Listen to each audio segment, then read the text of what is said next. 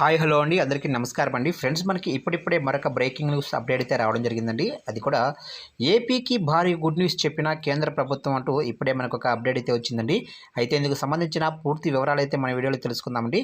ఆ good news ఏంటనేది video మాత్రం ఎక్కడ స్కిప్ చేయకుండా చూడండి ఫ్రెండ్స్. అప్పుడే మనకి పూర్తి సమాచారం అయితే తెలుస్తుంది. ఇక లేట్ చేయకుండా వివరాల్లోకి వెళ్ళిపోదాము. ఇక ఆంధ్రప్రదేశ్ రాష్ట్రానికి కేంద్ర ప్రభుత్వం మరో భారీ శుభవార్త చెప్పింది. ఆంధ్రప్రదేశ్కు ఈ సంవత్సరం రైల్వేకు 9,151 కోట్లు కేటాయించినట్లు కేంద్ర మంత్రి అశ్విని వైష్ణవ్ తెలిపారు. ఇక యూపీఏ ప్రభుత్వంలో కేటాయింపుల కంటే 10 రెట్లు పెంచామన్నారు. కేంద్ర బడ్జెట్లో తెలుగు రాష్ట్రాలకు రైల్వే కేటాయింపులపై ఢిల్లీలో ఏర్పాటు చేసిన మీడియా సమావేశంలో ఆయన వెల్లడించారు.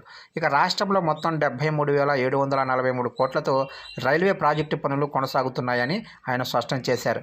ఇక అమృత్ పథకం కింద 73 రైల్వే స్టేషన్లు అభివృద్ధి చేస్తున్నట్లు చెప్పారు. ఇక ఏపీలో కూడా 100% రైల్వేలు విద్యుద్దీకరణ జరిగాయని కేంద్ర మంత్రి అశ్విని వైష్ణవ్ తెలిపారు. ఇక ఏపీ రైల్వే అభివృద్ధికి కేంద్ర ప్రభుత్వం కట్టుబడి ఉందని ఆయన స్పష్టం చేశారు.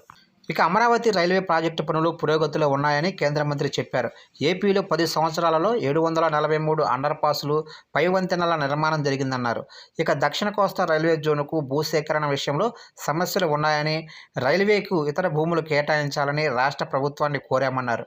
ఇక రైల్వేకు భూ కేటాయింపులపై ఇటీవల చర్చలు కూడా జరిగాయని కేంద్ర మంత్రి తెలిపారు. ఇక అమరావతిని అనుసంధానిస్తూ 56 కిలోమీటర్ల మేర 2,047 కోట్లతో ప్రాజెక్టు మొదలు కానుందని అశ్విని వైష్ణవ్ వెల్లడించారు.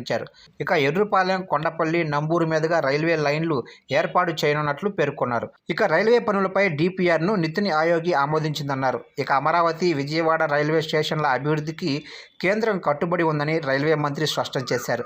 ఇక ప్రణాళికాబద్ధంగా పనులు చేపట్టనున్నట్లు ఆయన తెలిపారు.